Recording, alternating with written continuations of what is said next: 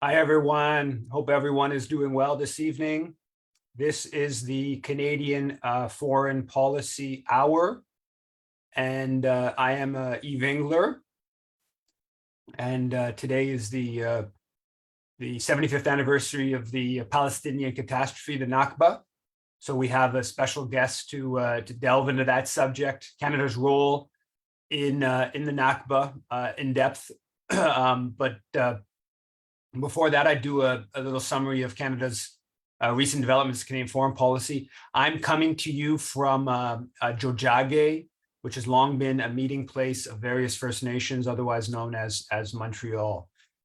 This week, the government announced that they were going to be seeking a seat on the United Nations Human Rights Council, and that's not coming up for a couple of years. Hopefully they will not win that seat, just like they didn't win the bid for the seat on the United Nations Security Council, in part because there was a big campaign led by Just Peace advocates and the Canadian Foreign Policy Institute a few years ago now.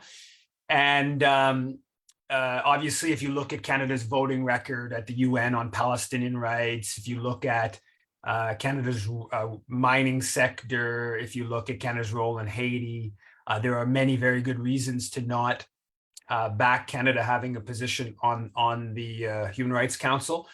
Also, there's one of the special representatives, rapporteurs of the Human Rights Council for Housing, Leila, I'm forgetting her last name. She tweeted about how while she was a special rapporteur, which is a big part of what the Human Rights Council does, Canadian officials never provided any form of support or even barely, she suggested barely even any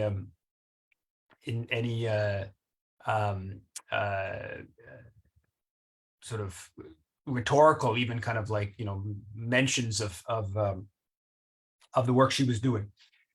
So hopefully, I think there will be a campaign. I think I personally will try to participate in that campaign to call on other countries not to vote for Canada. It's always an opportunity to raise Canadian foreign policy from a critical perspective. And as we did with the United Nations Human Rights Council, it was sort of like a window in the dominant media, sort of a window to have a little bit of a critical perspective as they focus on kind of the horse race of will Canada win, will it not? You have a sort of some opening for some critical discussion. The Globe and Mail reported that article a couple of days ago titled "Ottawa's Watchdog for Companies Abroad Yet to File Investigative Reports." So this is that the initially began as an ombudsperson for the abuses of Canadian mining companies around the world, which we've talked about in previous sessions. And the Trudeau government made this promise and then has come through with a toothless ombudsperson. And now the Globe is showing that they're not even fulfilling the basics of their own internal bureaucratic responsibilities to file these annual complaints. It's just a total and utter farce from A to Z. This toothless, unable to force companies to provide testimony, evidence, and it's not even fulfilling the basics of its own bureaucratic responsibilities. The Maple reported on a parliamentary foreign affairs parliamentary committee meeting with the Bloc Québécois MP Duceppe, the son of Gilles Duceppe. I'm forgetting his first name right now. He asks Harjit Sajjan, Canada's international development minister, quote, "How does selling arms to Qatar fit with your mandate as Minister of International Development?" Very good question. Very good question. It's kind of so, and this was prompted by a Access to Information article that Maple published a little while ago, where they got the briefing notes that when Sajjan went to Qatar in, I believe it was in November, he was considered, it was told as from his staff that one of his top objectives was to secure, while he was meeting with the foreign affairs minister of Qatar, top objective was to try to secure this light armored vehicle sale to Qatar. And it does, on the surface of it, what does that have to do with international development? Of course, Sajjan, when he talked about what he was doing in Qatar, talked about human rights, talked about international development, didn't talk about, I'm trying to get arms sales for Canadian companies.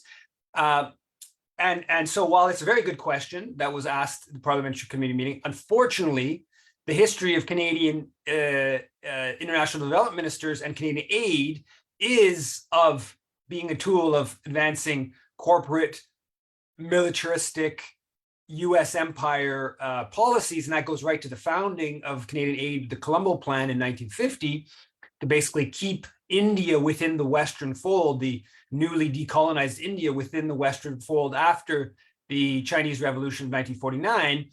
But you can find that trajectory right up until today, where you have the previous Canadian international development minister before Sajjan, Bibeau. In July, in the summer of 2018, she goes to she's the first G7 minister that goes to the contact line in the fighting in eastern Ukraine, right? So Canada, when they announced they're going to renew Operation Unifier, the training mission of Ukrainian forces, they also expanded it, allowing what was initially Canadian troops had to stay in Western Ukraine, were now allowed to go anywhere in the country. And as part of that, Bibeau, our development minister, goes right to the line of contact where the fighting is, 10,000 people have been killed over the previous 4 or 5 years of fighting.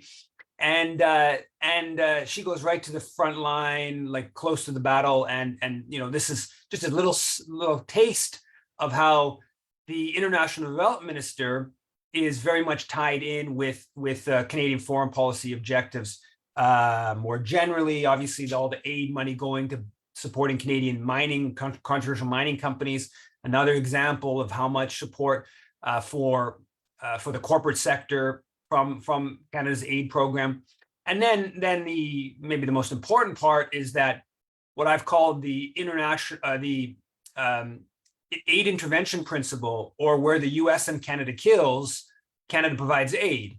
And since the Korean War, you'll find, Vietnam, Iraq in the early 90s, Yugoslavia, late 90s and early 2000s, Iraq, Afghanistan, and Haiti were the top recipients of Canadian aid in the early 2000s. Well, what connected those three countries? What connected them was US or Canadian troops occupying those countries. So there's a long history of wherever US and Canadian troops go, Canadian aid follows. So aid is a tool of geopolitics, a tool of occupation.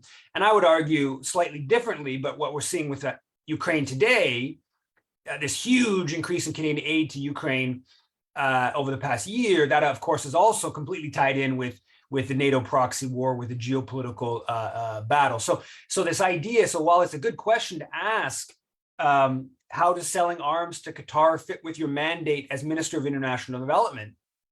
The reality, it's actually a little bit of a naive question, because that's much of what the Canadian aid is about and the International Development Minister does. Anita Anand on Friday met with officials of CAE here in Montreal and talked about how they support the defense industry and aviation industry. CAE is Canada's biggest international arms firm, and more than 90%. It's most of the other big companies like Lockheed Martin Canada and General Dynamics Canada, they have major operations in Canada, but they're US-based companies. CAE is a Montreal headquartered company, and it has massive operations elsewhere. Most of its operations, 90% of its military contracts are outside of Canada. Huge provider to mostly with regards to training pilots, American Air Force and other arms of the American military pilots. Also some training on like naval vessels and stuff like that. Huge operations in the US, is big operations in the UAE, has trained Saudi pilots, UAE pilots that bomb Yemen, has trained Israeli pilots that have, of course, bombed Gaza and Syria and elsewhere. So it's huge. It's like the most successful Canadian arms firm. It's trained American operators of the Predator and the Reaper drones, and so Anita Anand's meeting with them. And if you look at the history of CAE, it's completely dependent on government welfare and arms military contracts. That's why, and it was big in the aviation sector as well, civil aviation sector as well. But its whole history is basically benefiting from military contracts, big subsidies by the federal government, and we're continuing that, and also even in their international sales, Canadian diplomats helping their international sales, and the Canadian military helping their international sales. And of course, Anita Anand is continuing that process in recent days. The Puglisi in the Ottawa Citizen has a report about the plan to buy 16 new Boeing P-8 surveillance aircraft to replace the C-140 Auroras. It will cost $9 billion. Puglisi saying it's going to be postponed, probably a little bit past 2030. So that's just another of this huge outlays to the military. There's a story about titled "This Systemic Difficulties Hampered Review of Canada's Cyber Service Watchdog." So the Communication Security Establishment's watchdog, federal intelligence watchdog, that's supposed to oversee it because it was operating almost total secrecy. They are, according to the watchdog that the Trudeau government set up 3, 4, 5 years ago, they're, quote, resisting and impeding independent review. I reported a couple weeks ago about how there was evidence that they were violating international law. Well, now this is sort of suggesting they're also violating Canadian law, distinct from the international element of Canadian law. Of course, Communication Security Establishment is part of the Five Eyes. There's a long history of it being engaging in helping military in Afghanistan and many, many places.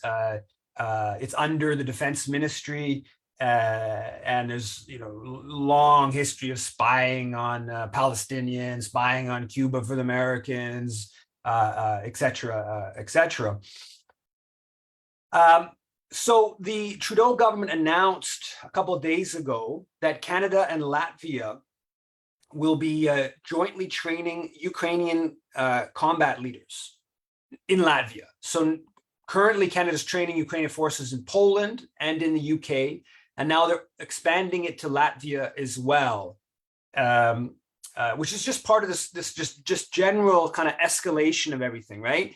That just we're seeing Zelensky was in Italy, France, Germany, big announcements, more arms being going to be sent, billions of dollars more. The British just as these longer range missiles.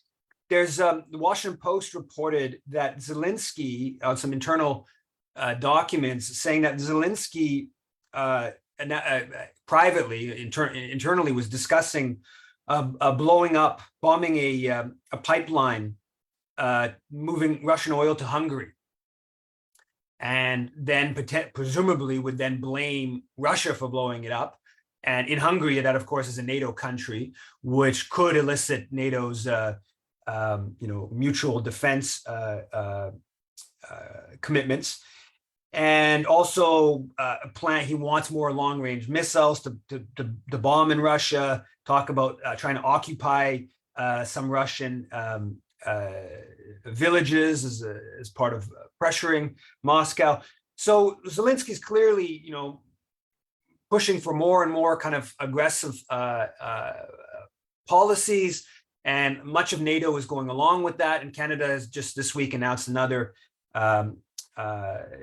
training element to that. We're just gradually moving up the escalatory ladder. We'll see where this goes.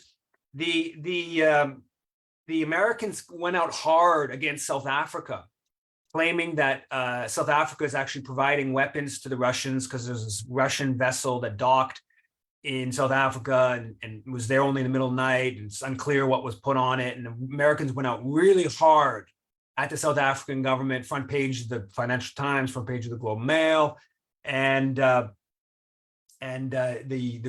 South African government saying we have no idea what was on this vessel. We don't know one way or another. It was never okayed to sell weapons. They'll take a position of no providing weapons to either side.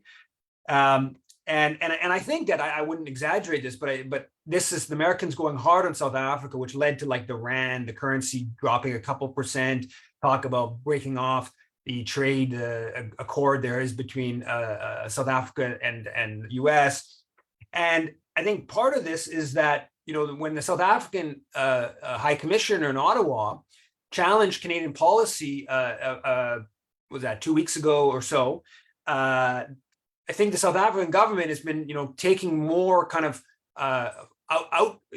more aggressive positions of pushing towards some negotiated solution, and that intervention by the High Commission in Ottawa would be part of what the Americans are trying to push back against. That's my presumption in trying to really embarrass the government there around possibly having sent their companies had possibly sent some weapons to Russia. Marcus Kolga, that big disinfo expert, he blocked me on Twitter a couple of days ago, and he's smeared me all over as a Russian Putin agent and all this kind of stuff. And he blocks me, so and then after he blocks me, he still posts things of mine and attacking me and stuff like that. So I can't respond. And it just goes to me. It just goes to like how fragile the disinfo world, and they have the whole dominant media at the back. They have most of the social media they've cowed most of the social media. Twitter is kind of like one space where there's allowed for some more sort of dissent. And they're just so fragile. They're desperate to not hear any of the other side, right? They just want their own, their own echo chamber of like the NATO line. And it's really quite kind of startling to see how, I would say, quite frankly, kind of pathetic their disposition is on their willingness to sort of have, hear all sides and open inquiry and the like. So the Liberal government announced that they were going to be doing a foreign agent registry that's going to actually happen. They're going to put forward. That's not clear what that's going to be, the specifics of that. Ceasefire.ca has a very good article that goes through a follow-up from, I think maybe the week before, which was also maybe 2 weeks before, also a very good article about the dangers of the foreign agent registry.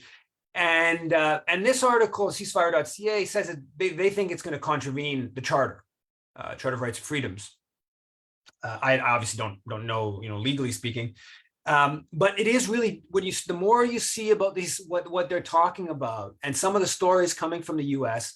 The Globe had this story a few days ago about this American U.S. citizen in Boston, who's part of this group that tries to work for China, mainland China and Taiwan, kind of rapprochement and I guess ultimately unification. And he's just been accused or charged with not registering as his foreign agent. And they're saying that basically he had communication with some Chinese government officials, and they're saying he sort of was keeping tabs on some of those who were protesting, who are against, or pushing for Taiwan independence. And it seems quite clearly that this is going to just be a tool that's used, like the disinfo world people like Marcus Kolga, to label anyone they disagree with politically as working with a foreign country, and then have not just at the smearing them, and now actually have a legal recourse to pursue them criminally. So that's I think there's obviously all the specifics of what the Canadian legislation will be. We don't know, but the climate is such that it's getting pretty intense. And today, the National Post has a story about Olivia Chow, who's leading the obviously old former NDP MP, the partner of former NDP leader Jack Layton. And she's leading the race to be the Toronto mayor. And the National Post is saying that she's got the endorsement, and she met with this Chinese Canadian group in Toronto that is, tied to China. And so one, just to get you a sense of how you knew this was coming, right? You knew it was going to, like, the claim now in the media is we need this foreign agent registry, and we were doing all this to protect Chinese Canadians from being bullied by the Chinese government and whatnot, right? That's how they're often framing it. But it's obvious that this is just paving the way to these campaigns targeting, in this case, prominent Chinese Canadian. I think she grew up in Hong Kong, Olivia Chow, or the first few years maybe of her life, and so someone on Twitter says, just to get a sense of where they're going, where this goes, where the right wing goes with those, says Olivia Chow will likely be the next mayor of Toronto, with a wide lead over Mark Saunders. There's only one problem: she has connections to communist China. So that's how one of the, right-wing person on Twitter reformulates the National Post article, and it obviously gets even more extreme from there. And that's going to pick up here probably in the coming weeks as the mayor election moves forward. With regards to this whole business of foreign interference and a prominent Haitian activist in the U.S.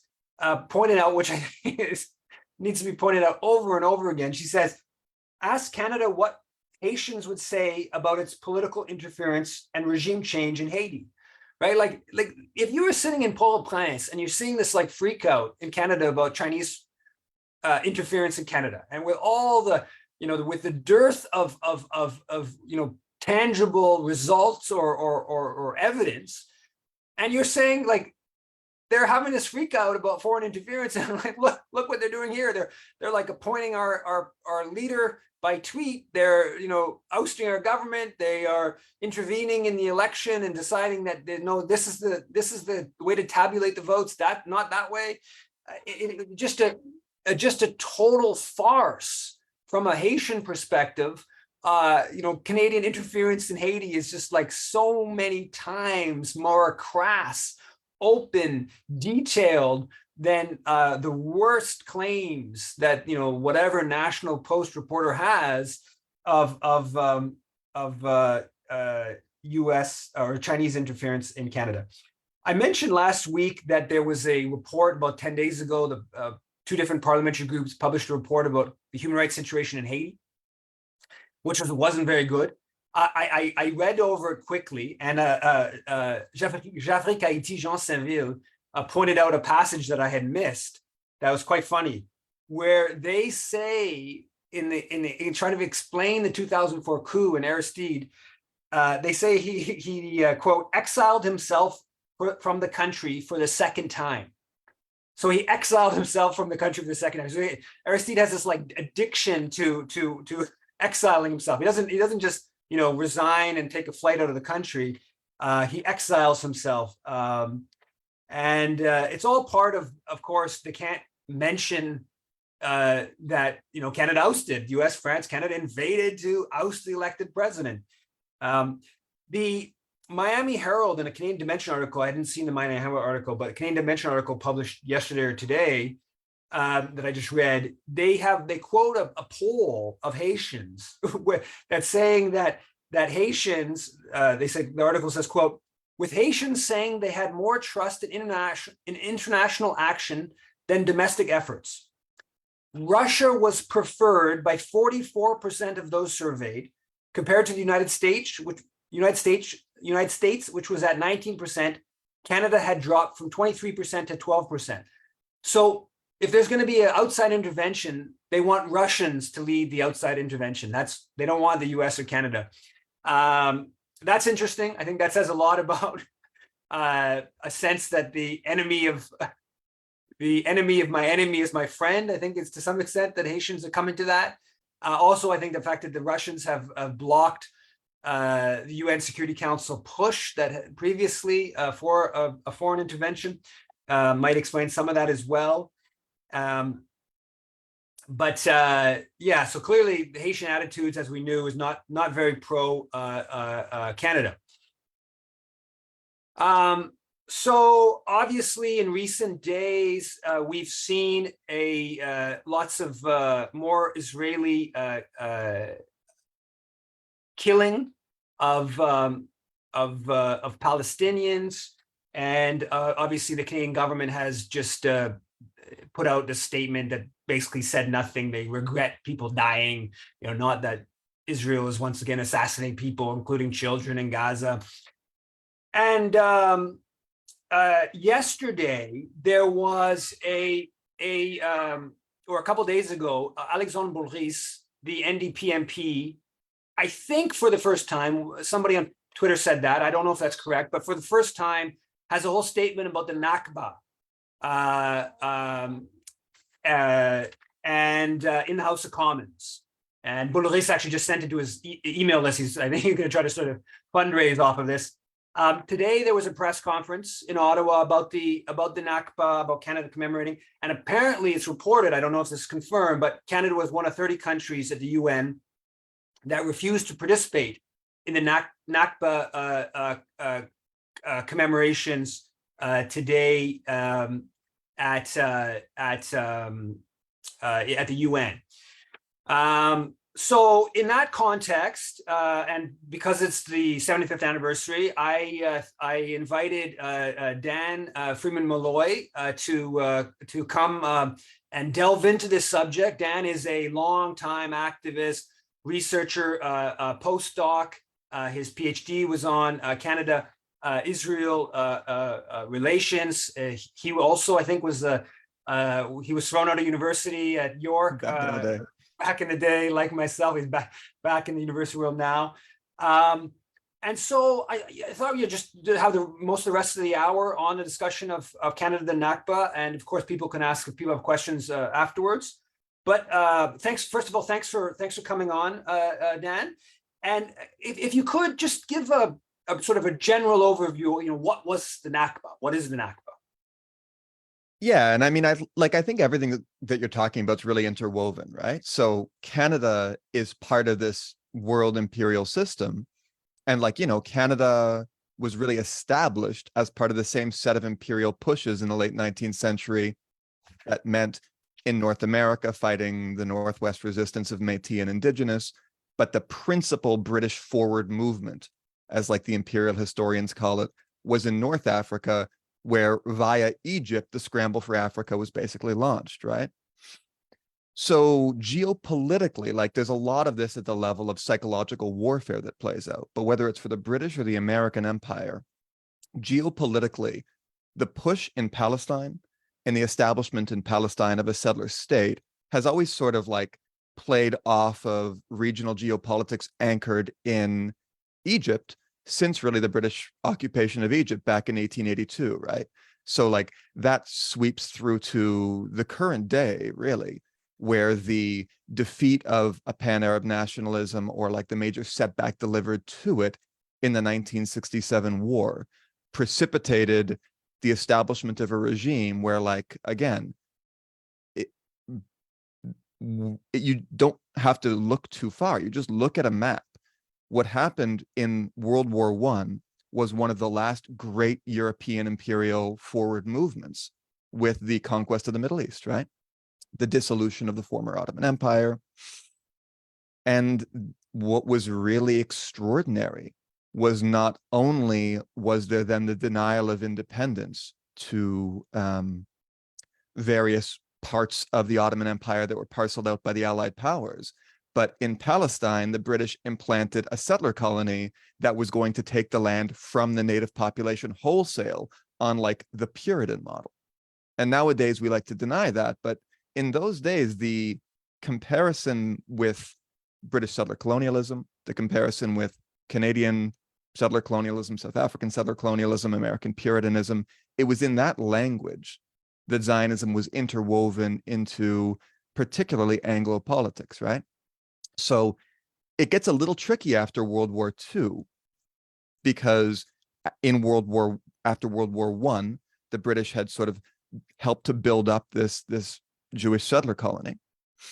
But it was really bad for the British. The British are trying to maintain an empire across the region they're already fighting like guerrilla warfare in Egypt and elsewhere, where people don't even want British bases. To say we're also going to remove a whole country's population and replace it with settlers was sort of pretty dicey. So in that context, you have the pre-state Jewish settlement in Palestine, the Yishuv, and what becomes the state of Israel, pivot towards American sponsorship, right? And with the rise of the United States, you have them able to pull this off. And the Nakba, which means catastrophe in Arabic, refers to the process from late 47 through 48 and 49 in particular, that just 700,000 to 800,000 Palestinians are ethnically cleansed from their lands in ways that we can describe. So again, like, I think it's important to note that whenever there has been third world diplomacy, from the Bandung Conference on through the United Nations, the third world in its entirety has always seen this, like the South African conflict, like the South African, outrage, as an instance of imperial aggression. So what really happened, there's a former Indian diplomat who wrote a book on Palestine and Asian nationalism, G.H. Jansen, who said that what happened in the late 1940s was an instance of intercontinental aggression, in which Canada and the sort of societies with which it's linked, the principal imperial societies, against just Asian defiance, imposed a settler colony in the late 40s on Palestine. And again, the line very much in Palestinian liberation circles is that while Nakba refers sort of discreetly to that process from 47 to 49, the Nakba is a continuous process, in the sense that even in Israeli language, the assaults we've seen over the last couple of decades are described in the famous quotes of, I'm forgetting, was it Moshe Aaron's, in any event, of one Israeli military commander, as the second half of 1948. And to the angle of linking it to the British Empire and settler colonies in South Africa and Canada, the preeminent Christian Zionist of the time of Confederation in Canada, Henry Wentworth Monk, wanted a dominion in Palestine, a Jewish homeland in Palestine, a dominion just like the dominion of Canada and South Africa and Australia and whatnot. And obviously Canada played a role in 1917 in helping the British conquer Palestine. Canadians fought in that process as well. But specifically in terms of 47 at the UN and the British handover, discussion of the mandate to the UN to come up with some sort of proposal. So diplomatically, Canada plays a significant role. Lester Pearson in the first committee on Palestine, the United Nations Special Committee on Palestine, Ivan C. Rand, and then Pearson, subsequent UN. Can you just sort of go through a little bit of Canada's sort of diplomatic role in the? Yeah, first I'll just say that, like, I think on the Dominion links you were describing, which are important, one of the most interesting books that I've read on Canada in the last decade probably doesn't actually concern Canada at all, but it's a book by Bernard Magubane, who was sort of a South African scholar on the left of the anti-apartheid struggle. And his book, The Making of a Racist State, which you can, I think, is still sold by Africa World Press out of Jersey for like reasonable. And again, Making of a Racist State, it's just gold. And it goes through these interconnections. In 1917, for instance, it's not really that Canada helps the British. Canada is the British, right? The British Empire is a world system that is not divided between Britain and the rest, but is racially inclusive. So, one of the only British prime minister not to have been born in the UK was born in Canada. So it's really part and parcel of the same thing. And we're talking about foreign agent registry, right? Like, the Ontario license plates have a crown in their middle that is not indigenous to this land, right? That is the issue of foreign interference. So when you come out of the 40s, concerning like the specific diplomacy, there are two sort of levels to this, both of which are important. The levels are the state level and the Zionist level, right? And in both respects, Canada, honestly, to me, feels like a little bit of an arbitrary chunk to look at, in the sense that everything's interwoven. So we look at it through a Canadian lens, and that's cool. But on the one hand, what there is then there's like the readjustment of a global race imperial alliance between the British and the United States, with Canada in there.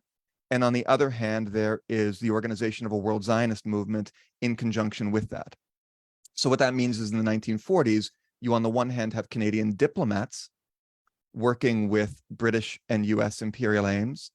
And on the other hand, you have Canadian Zionist organizations participating in really meaningful organization to support the colonization of Palestine. You have at like what, again, this is the establishment of the state, right? I was at a rally yesterday on this stuff, and someone was carrying a sign saying, "I'm older than Israel." This is a recent state, right? And the way that it's established militarily has a lot to do with surplus weaponry and veteran combatants coming out of the Allied war effort in World War II. And in a way that's much, the truth is, in the 40s and 50s, Canada was more significant in world politics than it ever had been, and probably ever will be again. But its role, particularly in international arms stuff, was a big deal. So I've written about this for the Journal of Palestine Studies back in the day, but like the cities in which we live were part of smuggling centers where, with sort of official hands-off approach, the government was letting it happen. Everything from like the parts for flamethrowers to munitions. Like, there was fundraising for military stuff, and then there was the participation in work to get surplus weaponry to the Zionists such that they could use them in the expulsions. Now, diplomatically, there is a complicated story about how the United Nations deals with lands that were colonized by the colonial powers, right? And part of how that works is through the mandate system. We could go through it in a lot of detail, but like, basically, when the British said they were going to announce they were going to leave, largely because American pressure was too much, and the British just couldn't deal with the combined pressure of the Zionist movement with rising American power, the Palestine question was thrown to the United Nations. And among the initiatives that was established concerning what was going to be done with what would become the Palestine Mandate was the United Nations Special Committee on Palestine.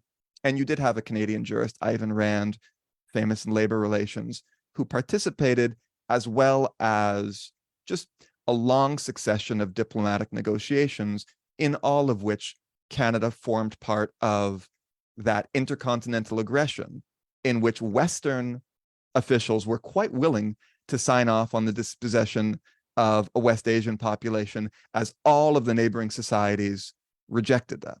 And the key point, people say United Nations, right? But in the United Nations in like the 40s was pretty much like a cracker show. You know what I mean? Like, it's still very much a monopoly of the old white supremacist colonial system, certainly in how it's anchored, and where there even is global South representation, it's so patently neo-colonial that the way the US could, like, over the Filipino or Haitian delegation, exert influence was dramatic. So I really, as an interwoven part, both of the state system that was imposing this settler colony and then the sub-state movement, the Zionist movement, those levels are sort of have a slightly different rhythm, but Canada is integrated into both of them. And you've written about some of the like Canadians who go and fight, right? There's like you mentioned. Totally. I mean, and there's one of the principal brigades is actually known as the Anglo-Saxon.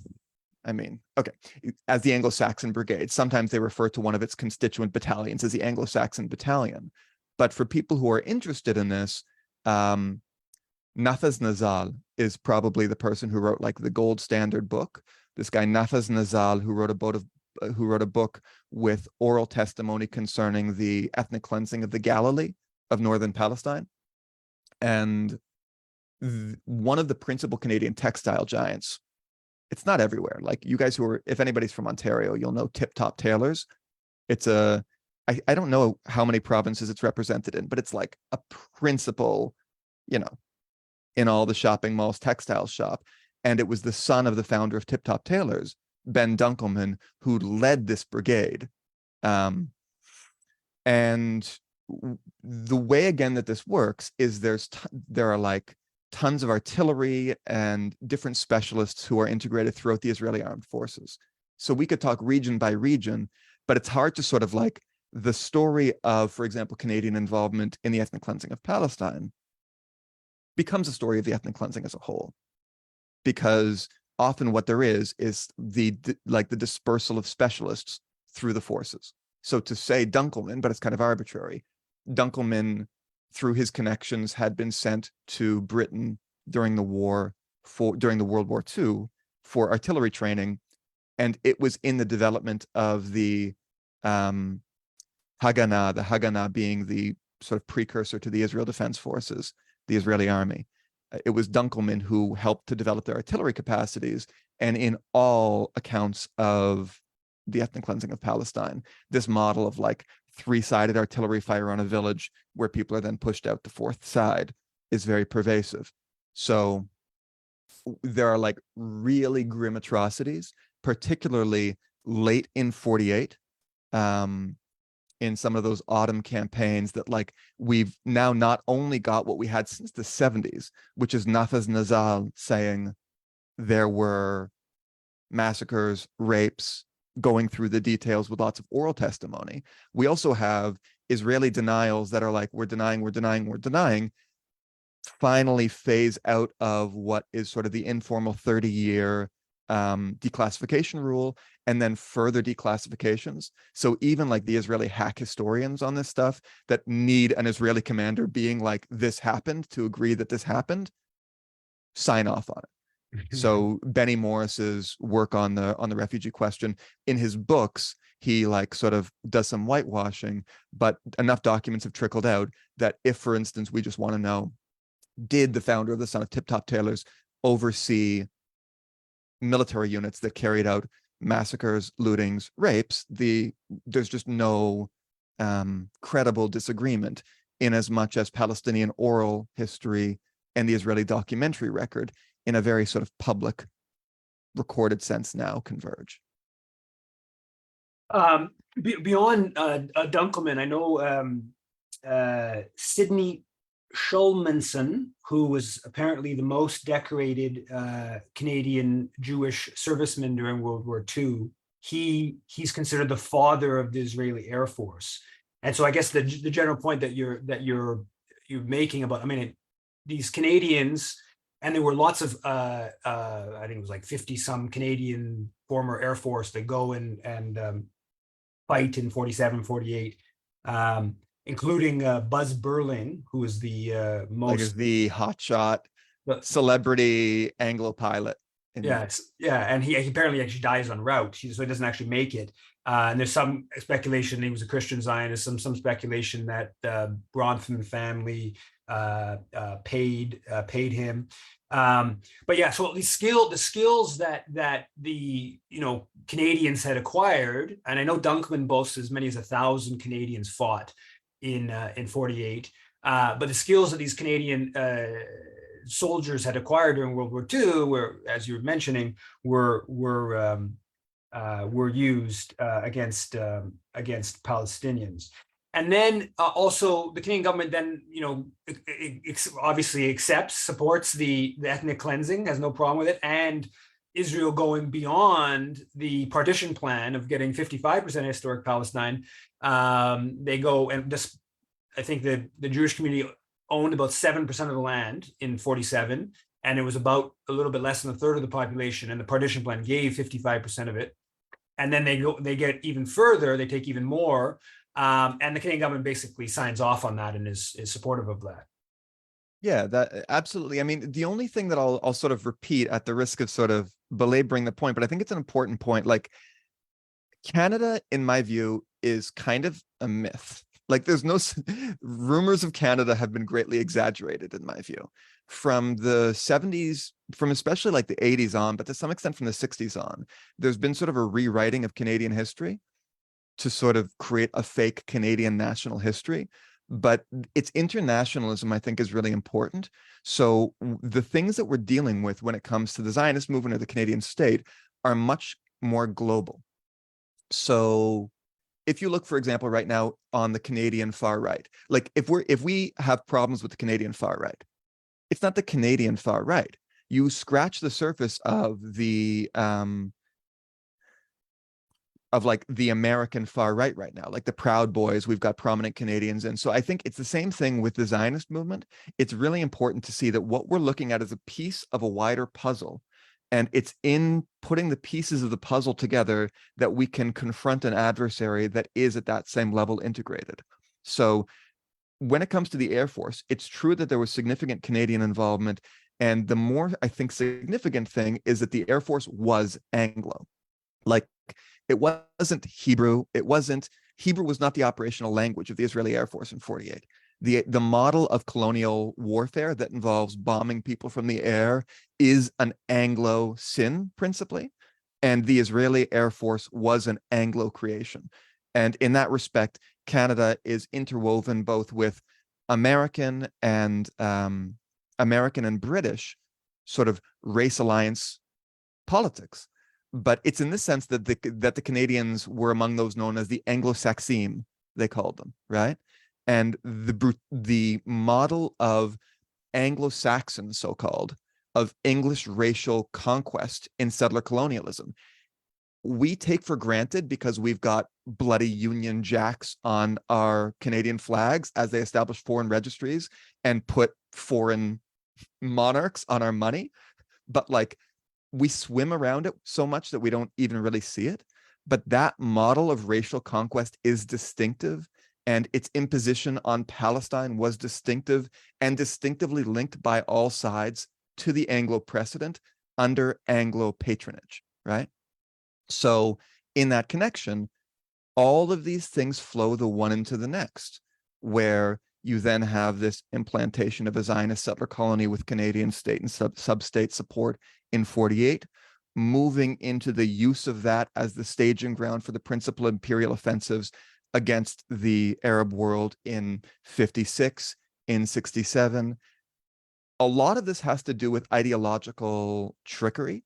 And that becomes an interesting, House of Cards language is, I think, rather House of Mirrors language is very apt. But at the level of strategy, what is being said by the Zionists to the principal, like as recorded in the New York Times and the principal Anglo-imperial papers, is we will be your settler garrison as your agent in the region. And it's that sort of belligerence that when we see in Israel, we have to understand is not incidental. This is the Anglo way of conquering the world. You establish settler colonies that are put in conditions and encouraged to be extraordinarily belligerent, and then you pretend to wash your hands of the belligerence as you step in from Washington or London, as in South Africa or Canada or Palestine, to, help the settlers, but also then to navigate the whole thing to imperial advantage. So the role of Canada in that is unscrupulously imperial. And I think part of what is really important in Palestine analysis is not so much embarrassing them over the Palestine details as using the way that they've tried to hide this Palestine politics to unravel the whole thing. The way in which they operate in Palestine at the level of racism and at the level of lies is the way in which they operate on every issue. And there was a time when that worked for them, when the anti-Semitism thing stung, right? This century opened with an attempt by the United Nations to deal with racism at Durban in South Africa. And you had Norman Spector in 2001, right as the former as the former ambassador to Israel, the former Canadian ambassador to Israel, he wrote for the Globe and Mail this attack piece on Durban, being like, look, if you start to talk about Israeli settlers, are we here in victorious settlers? Have we been bad to the indigenous? And at a time right now, when we have fascists who equal Nazis in their racism, in power, in Israeli government, as the Canadian doctrinal system struggles to explain why they keep uncovering murdered Indigenous children in the schools that they claimed to be so humanitarian. There is a real opportunity to make them wear this full manifestation nowadays of the politics that the Nakba showed this was all about from the 40s. So we got about 10 minutes. So if people have questions, we have probably time for a couple questions. And I've made Laura your co-host again, Laura. So yeah, you can take it from here. So much, Dan. I'm just wondering, your research is more historical, but I'm assuming for your research you go there. Do you go to Israel, or have you been to Israel for your research, or gone there over time? And in the present context, where do you see this all going? Like, I have a hard time feeling any optimism at all for the Palestinians. I'm sorry to say, I just do, even though you see the odd thing, like the younger Americans, including Jewish Americans, are becoming more sympathetic to the Palestinian cause. Meanwhile, Israeli young people are becoming worse. They're like ultra right-wing vis-a-vis the Palestinians. And I have a hard time feeling any optimism, and I hate to feel like that. So I'm just wondering, where do you see this all going? Yeah, Sorry. no, don't be. I mean, I think the nature of politics here, I've got like a bit of a twitch on this stuff, because the way that things worked in my campus days was they would just send like hundreds of Zionists to Palestine or like to Israel or whatever on these birthright trips. So you'd have all this, like, you have to go there to understand it. And you have people who are like encouraged to, like, sleep around and like go to clubs in Tel Aviv, coming back being like, now I know the truth from the ground, but I did go like, and when it came particularly to trying to do, I think that it's important for people to understand that we have access to resources wherever we are, and that you don't actually have to go, and to feel that confidence in no matter what circumstances we have, that we don't have to have the resources to be sending people. But like, I've done my wandering around JNF parks with compasses, and I don't know how much it was worth, but I did go alongside doing the maps and the research stuff. Concerning hope, I think there's lots of reason to feel hopeful. This thing's coming apart. Like, this thing that was established there's a guy who called Sir Charles Dilke, who wrote a book that was really influential, even in like the formal articulation of what Canada was at the legal level, but anyway, called Greater Britain. And he's like, between Britain and now we can link with the US, we will establish a moral directorship of the English race over like the world. And they've had a pretty good go of it, but it is falling apart. And there's a model of hubris in which they think, in which we're sometimes inducted, where it's like, we need the oppressor to be nicer, right? But it's hard for me to say, because it's just so bloody evil. Like, I don't know if people are following these guys. I've been focusing on wider things, and like, I'm a little shocked by these guys. Like, I'm really trying to be increasingly provocative in making the Nazi link, just because in the 1980s, under like Yitzhak Shamir and Menachem Begin, they ran the Likud party. Likud members of Knesset referred to the people who are now in the Israeli government as Nazis. You had members of Knesset comparing the Nuremberg laws with the Kahanist program, right? Itamar Ben-Gvir, who's in Israeli government, was filmed at a wedding where they had a dance stabbing the photo of an infant who had been Molotov cocktailed in 2014, Ali Dawebsha, by like the Ku Klux Klanmen of the West Bank, right? That's terrible. And I don't take any, like, I feel real pain at how extreme these people are. But this is not the way to run an empire sustainably. This is people who are losing it, right? And the world is changing. So only in the context of British or American unipolarity was Israel able to get away with this. And the reason that there's such panic about the reconfigurations with China, with BRICS, with the global South, is that the world is really shifting around. So I think we need to, like, I'm not sure where that exactly leaves us, but there really is a phenomenon in which very powerful politics of cruelty can afford to sort of smile and seem subtle. And then as they're losing it, they really get angry and are more openly sadistic. And that's terrible, but it's not actually a symptom always of deterioration. It's also a sort of like darkness before the dawn type phenomenon. And I think if we look carefully, we can see real signs of hopeful reconfiguration. Okay, Hans, Hans, you're up. Thank you very much, Dan. Hans, you're up next. Can you unmute yourself, please? Eve, we need to, can I unmute him? No. Eve, can you unmute Hans? Now you're muted, Eve. Okay, go ahead, Hans. So I'm on, and I'm intrigued to go back to the founding history of Israel, and I categorize it bluntly as the UN's first and biggest mistake. But in order to pull it off, given that it had so blatantly imperial colonial overtones, how do you explain Russia, i.e. Stalin's role in endorsing this move over Arab objections and third world objections, and in fact playing a key role in arming the state of Israel? It's messy. We could talk about, I know I see our time going away, so I'll just say it's a major issue. It was an extraordinary strategic blunder. I think that there's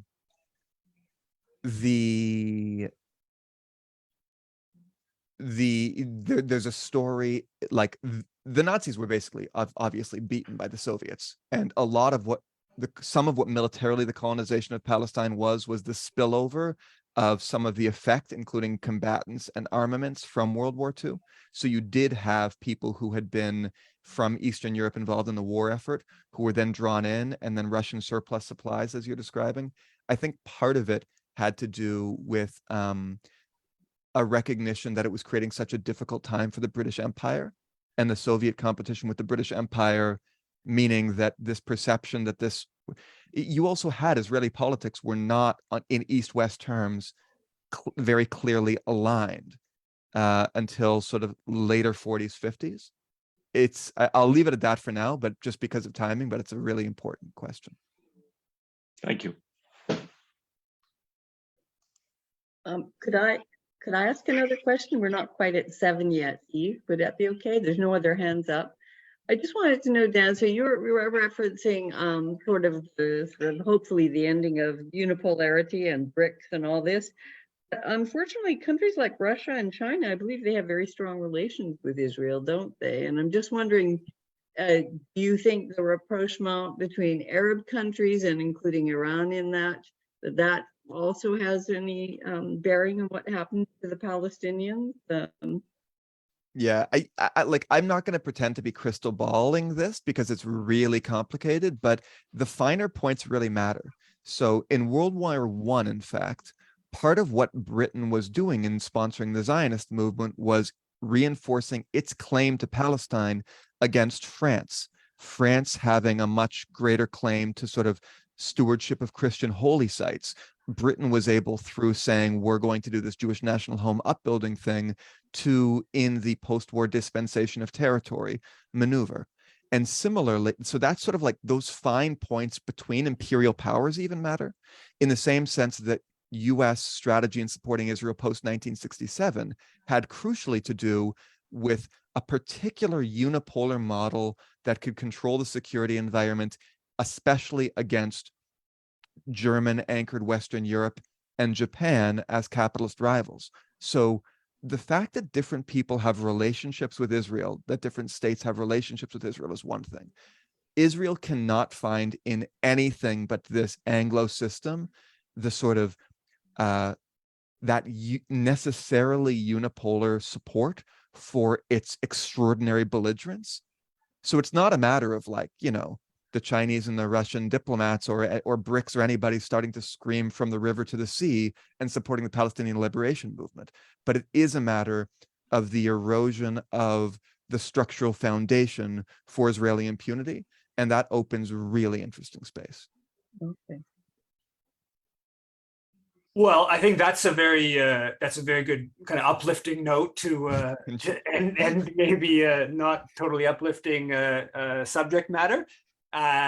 So thanks a lot, Dan, for coming on. Thanks for having me. And thanks everyone for tuning in. Same place, same time next week. Take care, everyone. Have a good night. Thanks, Dan. Thank you.